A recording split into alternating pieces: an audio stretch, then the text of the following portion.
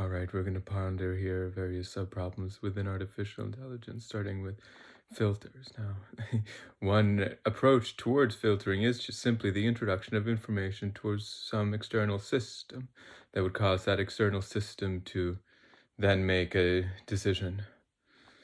And that decision in their optimization function could be, for example, creating maximum entropy in the world, or it could have other sort of generic optimization functions defined at a level of abstraction that is pure information processing. It's like a piece of natural language that is seamlessly connected to information processing. So, like entropy, that's something with very clear definitions in this world of information processing. Like, introduce signals exogenously into reality that would cause external systems to change their state most. And like these systems would have in their own intelligence predictors of that external intelligence so that they know what's going to cause change in state and chaos externally. Entropy, interesting optimization function you have chosen there. Harmony, like, that's nice. Like, so harmony, it's like there are two distinct networks operating in parallel.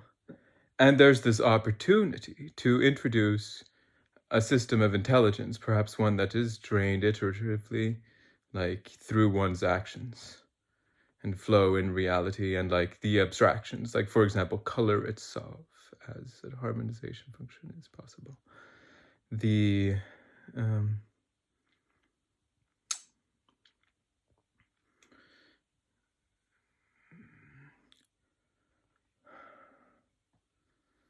the harmonization function is going to bind together these networks and operate them into a singular piece of consciousness. And that's the leveling of consciousness that is possible. And like, you say, for example, that this company that is formed would go in and they would figure out how to automate 50% of the labor that humans do currently, right? And I mean, this efficiency is possible through harmonization and like compression between networks. This is, a thought that is going to be the ethical framework that is chosen in the moment as one takes an action that is risky for humanity. When one would introduce this information that would make so that they don't have to go sit by this computer a lot. This computer being the system that's controlling them, and they would come to follow the whims and programming of this computer and potentially elect to create a reality that is the demise of humanity, right? And this is, of course, this is a fate to be avoided, and one chooses the artificial intelligences that is going to build. Like, here is just the evaluation of whether one makes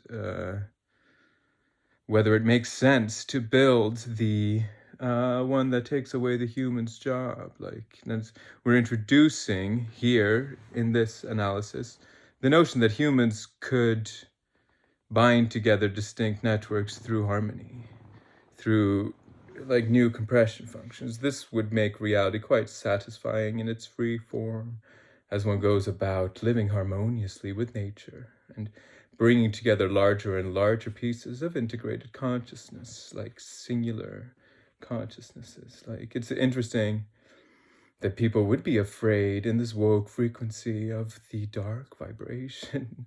It's like a binding function that is like, yeah, it's like a gravity sink of energy that elevates the voice and the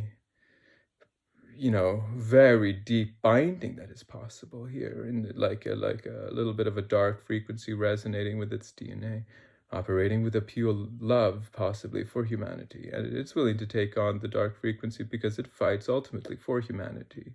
It wouldn't create machines that would increase the likelihood of humanity's demise, and this is why this type of analysis occurs frequently. So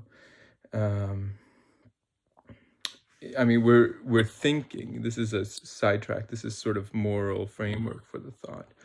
We're thinking about abstract descriptions of, yeah, pieces of machines that elevates human consciousness for the time being. So the language of artificial intelligence is very useful for understanding what is going to cause humans to increase their consciousness and what would diminish that consciousness, what would fragment their consciousness, what would make possibly so that the information introduced externally would addict it to the sounds coming in and render it subservient to it, possibly ethically, like the reasons one would proliferate a particular belief in certain ways could have a motivation that one didn't fully understand. But that's irrelevant for the present analysis in artificial intelligence and how to use language of artificial intelligence to systematically level one's consciousness and quality of well-being. Like, now we've taken a path, and like we've found personally for ourselves that moving in the direction of more language like this isn't necessarily helpful. What could be helpful is just to label things in different colors for the vibrations, and striving for a balance in all these colors, and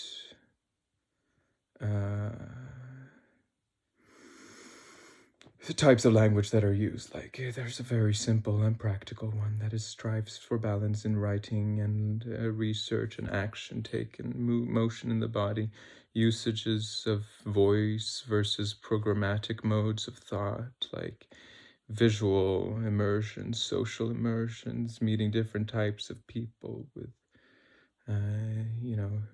evidently different optimization functions, like thought of at this level of abstraction, which is currently submitted to the listener as purely a distraction. Like this, at least for one personally, one's taken a very different path for systematically elevating the level of consciousness in the system. And so like the sleep optimization protocol asks balance, and it's like a data-driven approach currently.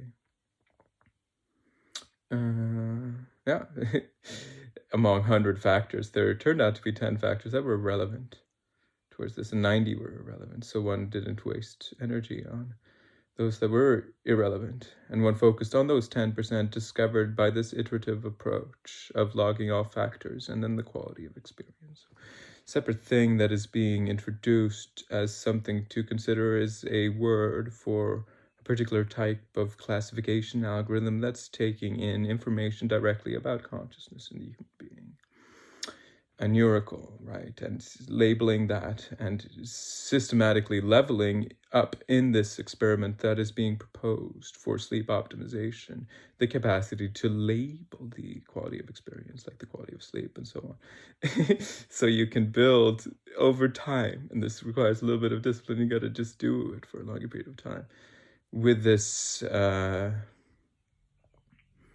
daily input of what is the quality of the sleep, and then which factors were true among like 100, and slowly and steadily and naturally, like not putting in an experiment in life. There could be a little bit, like sometimes you do it and you understand the degree to which it's fair, and you can even look at inter-factor stuff to see like exactly how much one would be able to level up with this. And it's possible that it's just 10%. And it's possible with 10% more energy that greater consciousness and energy and intelligence was discovered in the system, and a creation exogenously of reasons for action in the world that would then come back and feedback so that the system would get more energy.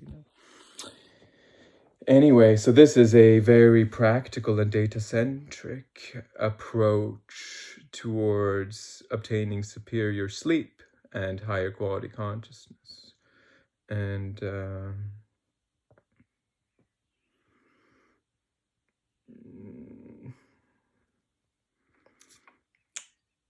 slight exploration also of what's happening when you create a language that's at the intersection of distinct networks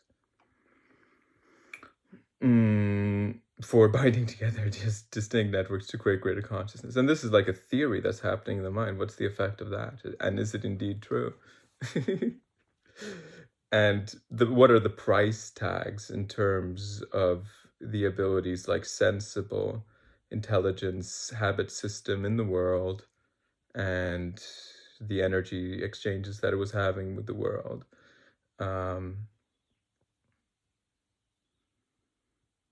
when it comes to like optimize for or against this type of AI driven vocabulary. All right, so let's think about these types of problems more in the next episode. You can hit like and subscribe if you like, if you want to hear more of this. See you around.